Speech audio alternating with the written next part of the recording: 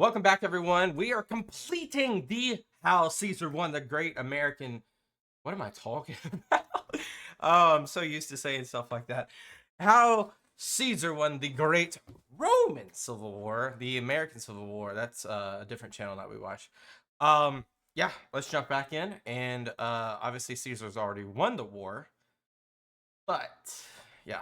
And this was compounded by rumors that Caesar planned to overthrow the Republic and constructing moles to make the approach into the port safer. Context. Caesar's reforms had already led some to see him as a tyrant, and this was compounded by rumors that Caesar planned to overthrow the Republic and become something the Romans hated most, a king of Rome. These rumors were not unfounded. As dictator, Caesar was proclaimed father of the country. Sacrifices and games were given in his honor, and his statue was included alongside those of the gods in the... Yeah, that was probably one of the worst things he did right there in terms of like imagery and optics. The procession before the games. He was also given a special chair in the Senate made of ivory and gold, in effect a throne. Furthermore, Cleopatra had recently arrived in Rome, igniting rumors that Caesar wanted to install a Hellenistic-style monarchy, with himself as king and Cleopatra as queen. Not Caesar looking took good. to wearing triumphal garb, a laurel crown of victory, and red boots, and on one occasion red boots didn't stand to greet the senators. The Roman kings of the past had worn red shoes, and they combined with the crown, throne, and perceived disrespect to the Senate. And then they have purple robes to make the rumors look true. A small minority liked the idea. They adorned a statue of Caesar with a crown, and even once hailed him as a king. A plebeian tribune, Marullus, had them imprisoned for that, and in response, Caesar accused Marullus of having orchestrated the events in order to damage his political position, and had the tribune imprisoned. Marullus's office was sacrosanct, so this was seen as proof of Caesar's tyrannical ways and disregard for the Republic. For some, it was also proof that Caesar did in fact want the title of king, and that he punished Marullus because the tribune had been imprisoning Caesar's supporters. According to Appian, on one occasion, Caesar was watching a ceremony for the Lupercal Games, which included Antony as consul for that year, and yeah, Antony's gonna show his ass here. The other priests running naked and anointing people. At one point, Antony approached Caesar with a crown. Some in the crowd groaned at this, others applauded, but Caesar refused the crown, pleasing the majority of people. Again, Antony tried to crown Caesar, and again he refused, drawing huge applause from the crowd. This has often been interpreted as a staged affair to see how the people would react, with Caesar hoping that he would be welcomed as king. Combined with Caesar's other actions. Another assumption, by the way, so like we don't like assumptions. Assumptions do not help us here. Some were convinced that Caesar would use his powers as dictator to become a monarch.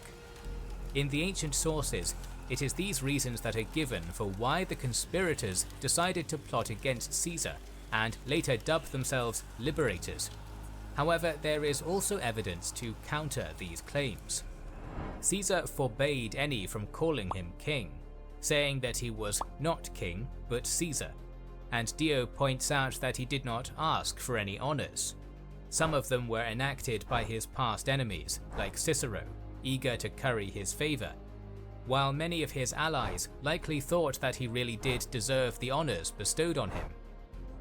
It was in Caesar's interest to therefore try to appease both sides, accepting some honors while denying the more egregious ones.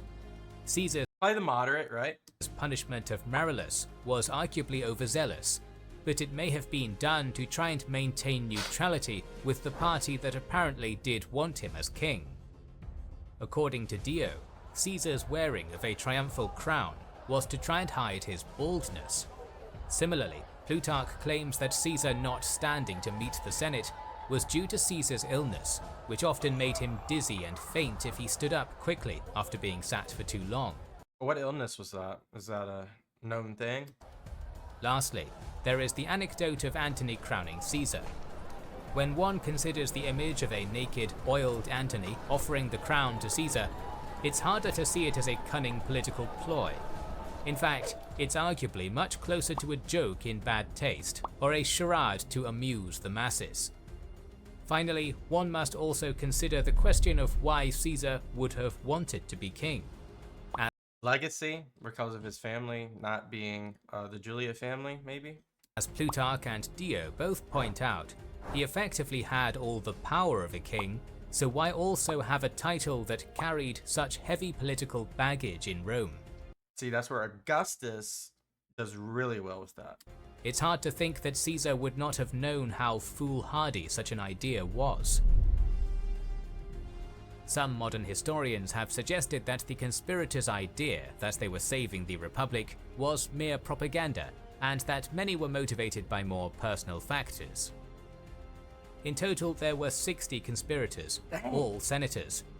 We know the names of 20, but only 12 are described in enough detail in the sources for their personal motives to be assumed. And most of these probably were granted clemency after the Civil War, right? Marcus Junius Brutus had fought with Pompey and was spared after Pharsalus. Welcomed by Caesar, he was appointed governor of Cisalpine Gaul. Brutus's mother was a lover of Caesar, and the two men were close. Yep.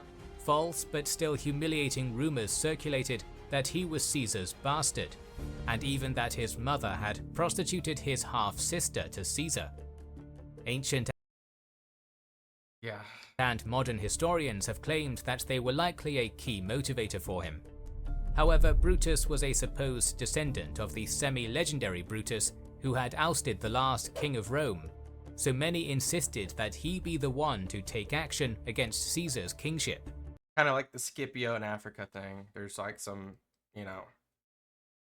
flowing legend of that. He was the conspirator who had the most genuinely idealistic motive to assassinate Caesar. An experienced general with a solid military career, Gaius Cassius Longinus was also forgiven by Caesar in the aftermath of the Battle of Pharsalus. He became a legate in Caesar's army in Egypt, but refused to fight against Pompeians. Nevertheless, he was earmarked by Caesar to be governor of Syria.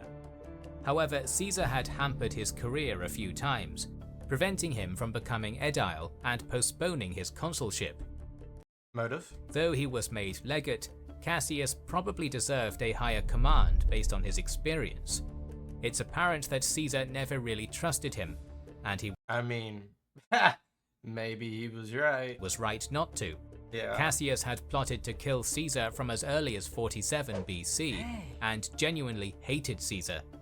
Certainly motivated in part by his Pompeian loyalties, Cassius disliked Caesar for personal reasons, and was the most active about the plot. Decimus Junius Brutus had fought with Caesar in Gaul, also known as Decimus, right? And was one of his most promising subordinates. He was made praetor by Caesar, and was set to be the governor of Cisalpine Gaul after Marcus Brutus's term. Caesar loved Decimus, as shown in Caesar's will that named him as a second-degree heir, a fact unknown to Decimus.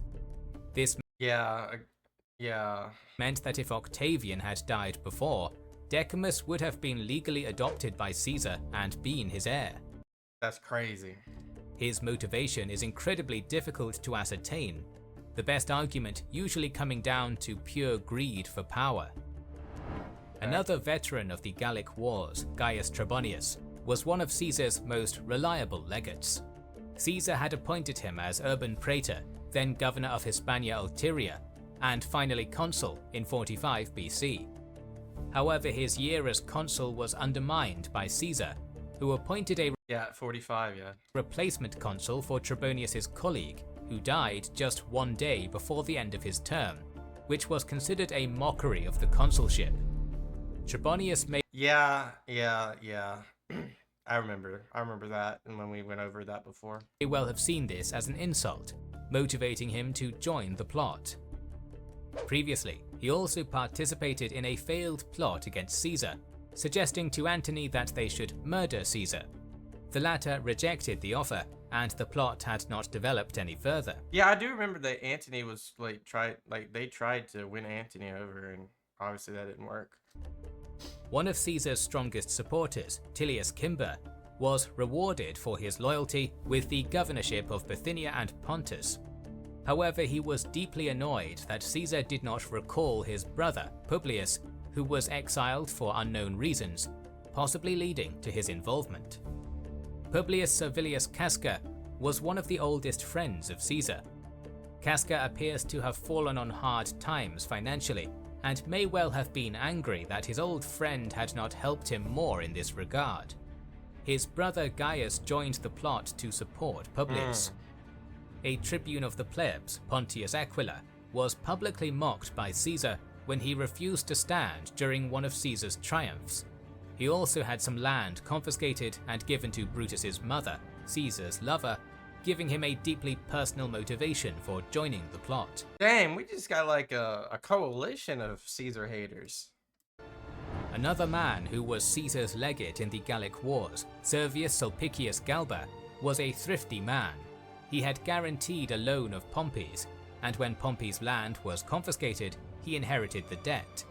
Galba was annoyed and had complained to Caesar, who promptly paid the debt himself. Another debt later emerged from these same circumstances, which Caesar was less willing to help with, much to Galba's outrage. There were also rumors that Caesar may have been sleeping with his wife. That'll do it. That'll do it. Quintus Ligarius's life was spared by Caesar after the Battle of Thapsus, but he was later put on trial for apparently conspiring with Juba of Numidia and threatened with exile. Cicero defended him, and Caesar pardoned him. Caesar should have been more harsh on these guys. Is what I'm saying. He should have been more harsh, not clemency.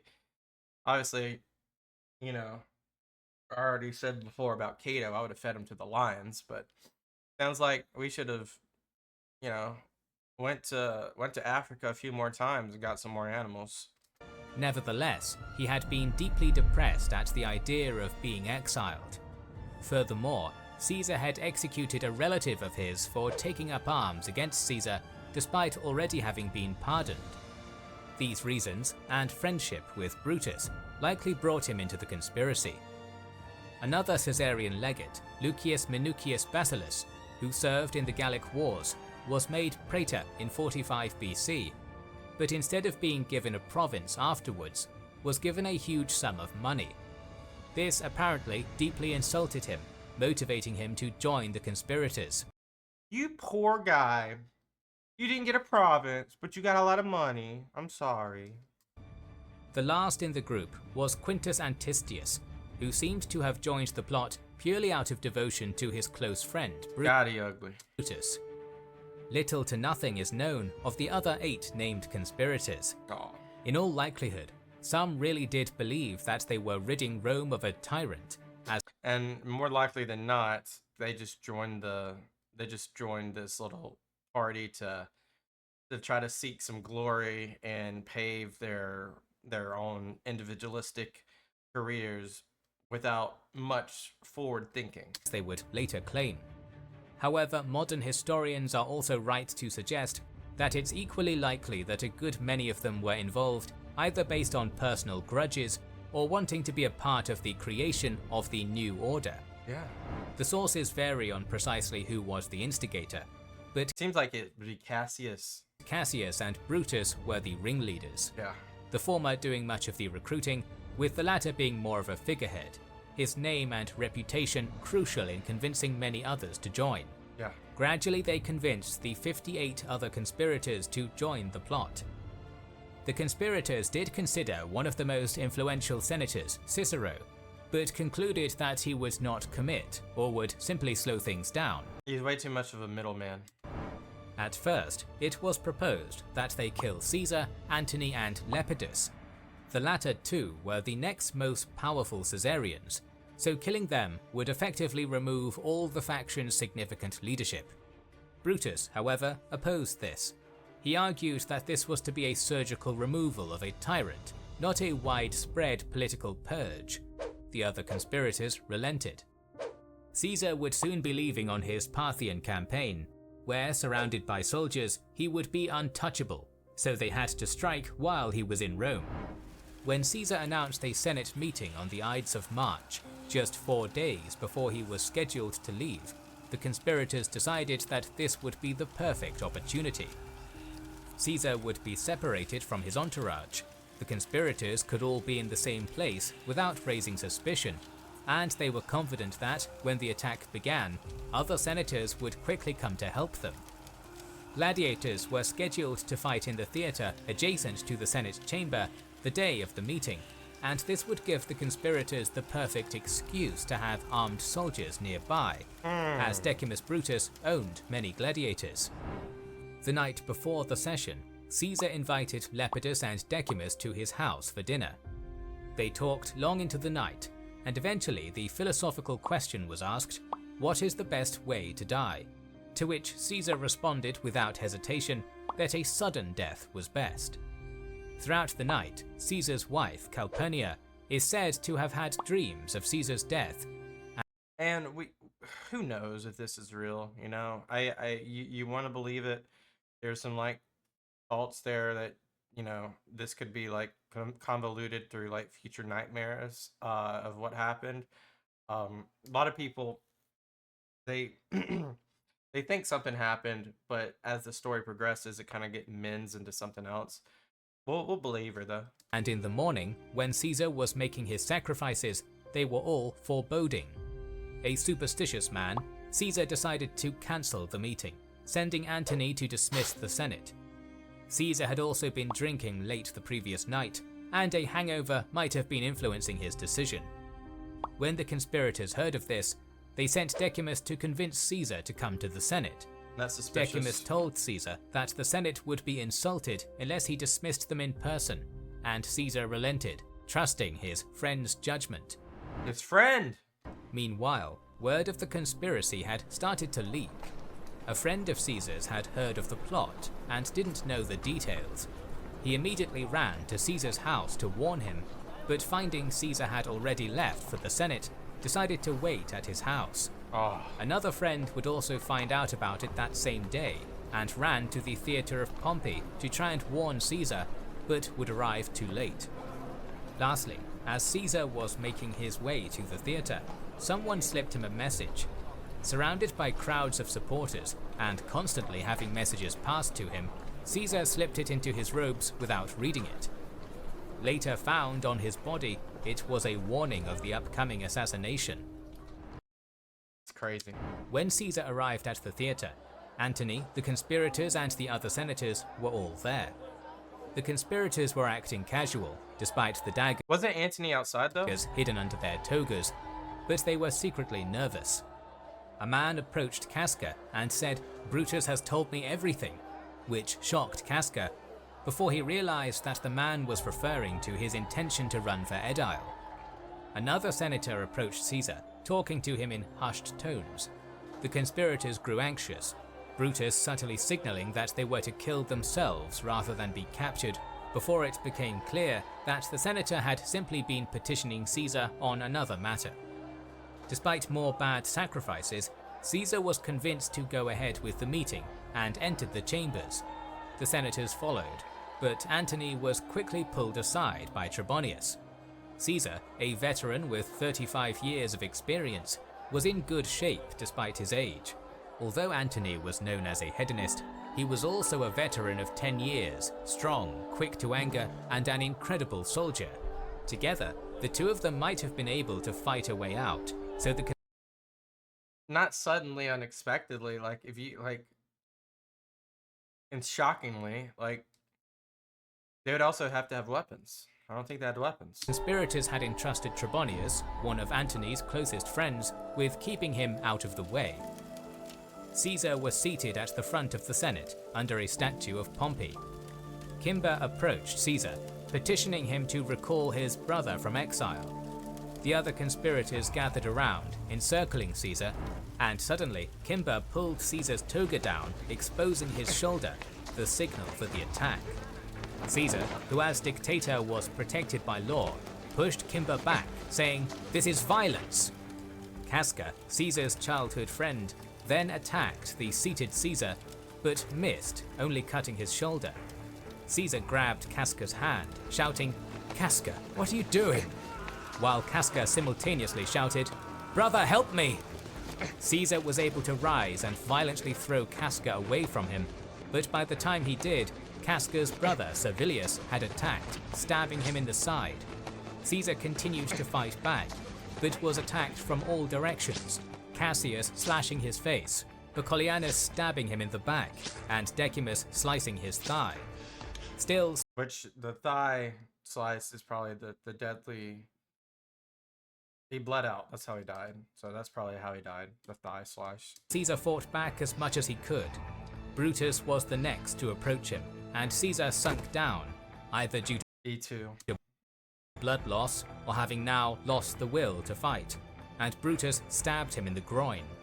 Caesar pulled his toga over his head to hide his face, just as Pompey had done when he had been betrayed and murdered. Caesar resigned himself to his fate, and died in a pool of blood at the base of the statue of Pompey.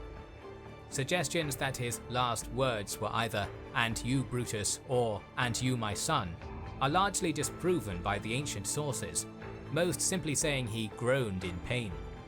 His Well, that's what Shakespeare said. body had 23 stab wounds, many of which happened after his death when the conspirators had gathered around to stab his body, Weirdos. some even wounding each other. Only the 6 mentioned senators stabbed him while he was alive, which means that less than 1% of the Senate had actually taken part in the assassination. Doesn't matter, they all are Furthermore, accounted for. the analysis of his corpse at the time determined that only one, the attack from Servilius, was fatal. The fact that they could not strike a fatal blow on an unarmed, already wounded man Well, these weren't like gladiators. perhaps tells us something about quite how panicked they were.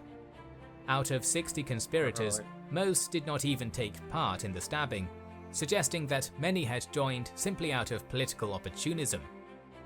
Gaius Julius Caesar had been assassinated by men who had either been spared by him or trusted as friends. Dio later wrote of Caesar that if he could have chosen, he probably would have wished he could have died at Munda as a soldier. Even the ancient historians who are critical of Caesar, such as Dio, recognize that such a death was somewhat of a tragic end. For some, Caesar was a warmongering tyrant, driven by a lust for personal glory. To others, Caesar was a leader who tried to fix a system that was clearly broken, and was killed before that goal could be reached. Some see Caesar as a combination of both, or something in between. What all can agree on, however, is that Caesar changed the world. By accident or design, his actions ultimately led to the rise of the Roman Empire, and all the effects, good and bad, that would bring.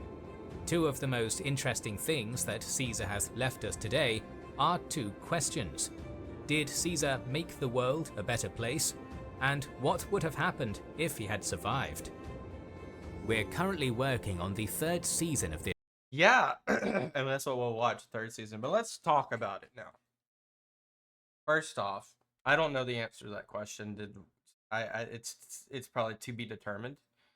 I think people that are well more versed in this would probably have a better answer. But Caesar, from everything I've learned about him, from his early years to his Gallic, which I don't know enough about, his Gallic campaigns, his crossing the Rubicon, his civil war with Pompey, his civil war with Pompey's allies, his then reforms and return to Rome, his clemency, everything involved. It seemed that he was a very interesting man. He was a different man. He had, for all the right reasons, born into a relatively like wealthy and powerful family, which was, I mean, his uncle was Marius. He had a chip on his shoulder though with the gens Julia, with wanting to be a consul and wanting to be a powerful leader that can bring glory to his family, because that is very important, very very important. Then you think about, like, where are the shortcomings? Obviously, you got tons of opposition with Sulla, and you had to go to exile and so forth. But then, like, even after that, when you're back in on and you are being a quote unquote a governor of a province, and then you take it upon yourself within the first triumvirate to really deal a blow to the Gallic tribes, and you cross the Rhine and you go to Britain and all that, and then that's wrapped up into like what we call a genocide. I don't think that's very much different than most of what we've seen in the Roman ancient world when it comes to superiority complexes, where you have, like the Romans, for example, are superior to other beings. That's kind of like the sentiment across. So using that as a pawn in the game of power doesn't surprise me, especially when you're able to snowball that by way of using legions and using power and diplomacy and really taking advantage of that. And also in an intent forecast, we don't know if the intent forecast showed that he was thinking in himself that he's doing a good for Rome, or if he's doing a good for Rome and himself. Probably the latter, but at the end of the day, he probably had intent, not malintent. Like, sorry, good intent versus malintent. But then when he gets to the Civil War part, that's where things get interesting. He really is his back to the wall. People that are so against him, like Cato and others, really per, per, portray Caesar as this tyrant who is taking advantage of stuff, which can be seen in some lights, especially through the law and a binary system. Crosses the Rubicon, everyone flees, everyone kind of like creates a side of Pompey versus Caesar. Obviously, Caesar wins, and then you have to finish off the people, the stragglers, through North Africa and Iberia, and from there you really get to a point to where you're like, hey, now what? Caesar returns home and he enacts all these reforms, probably with good intent. Obviously, there's a two-sided coin always. It's like, let's keep power, but also do good. Let's bring glory. I think glory is like the underlying word around all of what Caesar did. He did it for glory, but glory also has to be riddled with, um, popular task and popular demands and decrees, because you cannot win glory through slaying everyone. You cannot win glory through being non-altruistic. You can't. You'll easily be crushed by the masses. That's why he was a popularis. He was very much enshrined with being that person. Now it's very obvious that the people that did end his life had personal vendettas against him. They were not trying to liberate Rome. They had what I mean, they had no afterthought of what to happen, and we will see that in the next documentary, when the second triumvirate with Augustus, Lepidus, and Antony crushes them, because they don't really have a plan. They don't, like, they leave Antony out of it, obviously. They leave Cicero out of it, obviously. Very instrumental figures of Rome, especially Cicero, in the back as like a backbone to like the moderate side. They did this for glory as well, but they did it in terms of like personal vendettas versus like the liberators of Rome. Maybe they were just so echo chambered in their own mind that they could not see what would happen after the fact. But it's obvious that they did not have a plan. They didn't have a plan. So therefore, the thesis of liberation is inept. It's null. It's not true. It's just a personal vendetta to try to be a kingslayer. Um, you can't do that. Can't do that, and you'll see. You'll see how that turns out. And if you already know, you already know. But look, I think Caesar was a riddled individual. He was very interesting. He had shortcomings in some of his foresights for like superiority. Maybe he did not I mean, he dealt with a lot. Maybe he didn't make a right decision every single time, but on a macro level, I think he did good. I think he did good. Of course, what does this pave the way for? It paves the way for Imperial Rome, and then of course we know what comes after that. Um, all I can say is I think on a macro net level, Caesar did good. Caesar did good. He followed the Gracchi brothers in reform. And like you say, you can always make assumptions of what was the intent, but it's hard to get inside of a dead man. It's hard to get inside the head of a dead man. Nevertheless, I always enjoy these videos. Thank you guys so much for watching. These were really fun to do. I will continue this in some time, and we'll get back to the Augustus side, which will be the heir to the Caesarian faction. Until next time, peace out. Consider subscribing, and bye-bye.